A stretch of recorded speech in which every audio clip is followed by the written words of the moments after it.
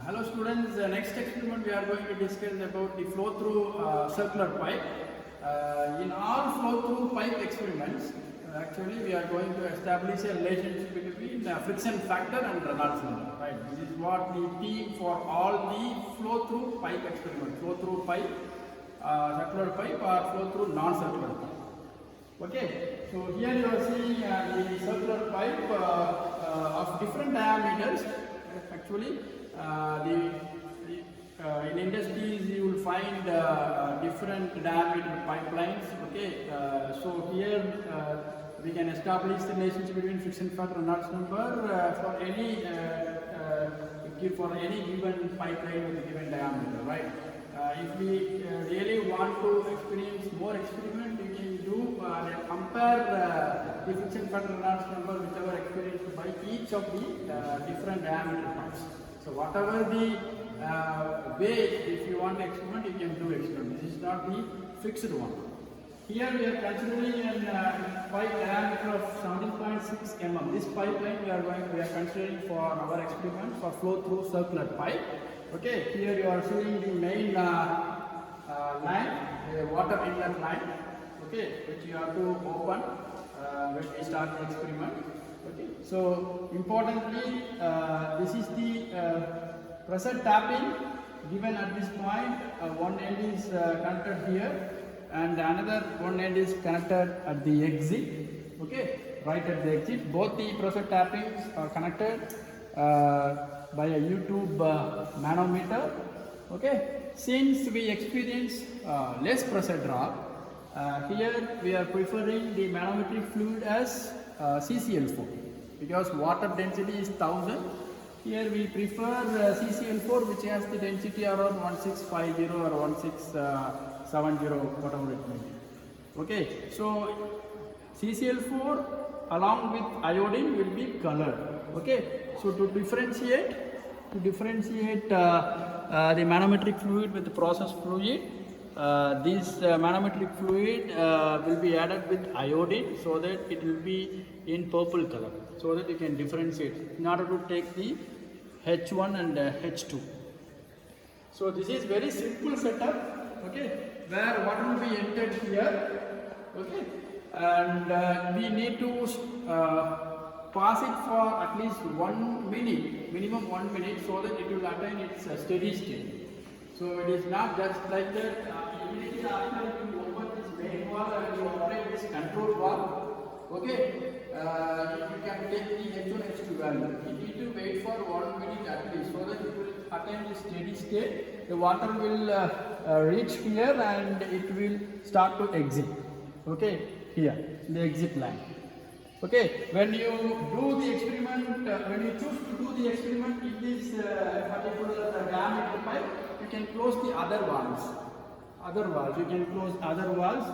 You need not operate these valves. You just open this line only so that water will enter here and leave by this way.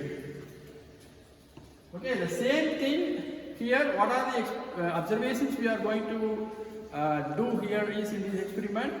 You just open the main flow and you change the flow rate here. Okay, there is a flow rate change, and after that you have to take H1 and H2. Okay, here H1 is around 31 and H2 is around 18. H1 and H2 value. Note down the H1 H2 value. But you need not you are not allowed to take down the value straight away. Just wait for 1 or 2 minutes so that the water will be coming outside that particular line where we open the water.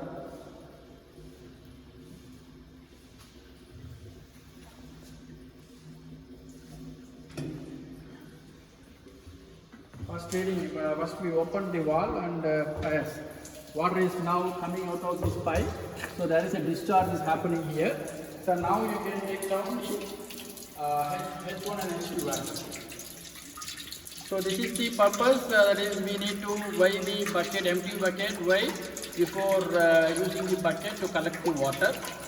So same procedure is followed as we followed previously, right? we need to calculate the mass of the water collected by subtracting the MQY.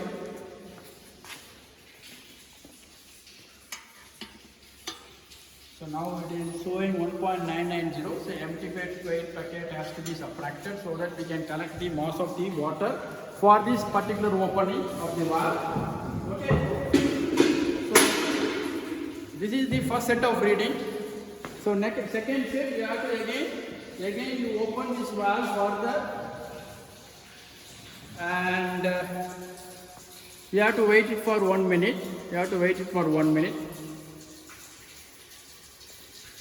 You have to wait it for 1 minute so that the new change, the system will adapt to the new change. So until that change has to be listened by the system, you have to wait for 1 minute. Now we can take the second H1, H2 now. This one is H1. There is a variation you can see. H1 is around some 42 and H2 will be around 7. So now again you have to go for the mass of water collection by means of this bucket. For 10 seconds, how much of water collected, you can note down the seconds by means of stopwatch that is provided in our lab. And you have to wait again.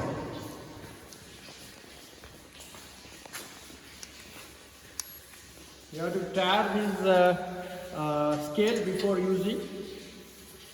If you forgot to tap, you will be getting wrong mass. Now it is 2.9. Yes. So this is how you can take some 10 different readings. This is how you can take 10 different readings. This is the way of doing this flow through circular pipe experiment. Okay. So you have formula 4FLV squared by 2 GCD.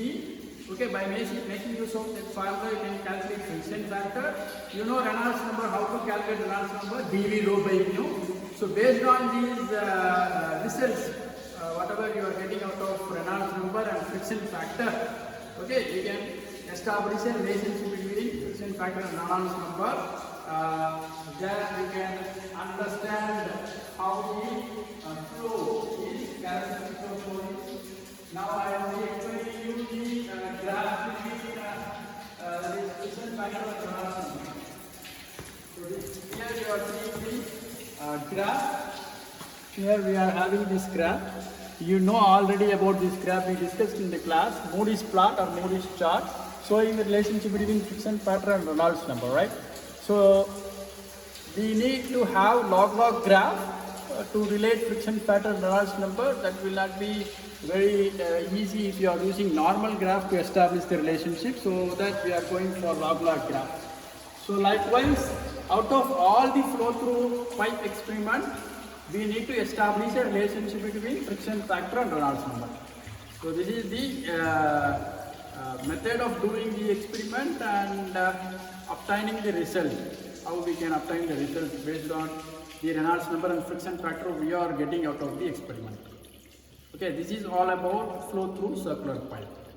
Calculation will be discussed in live class. Thank you.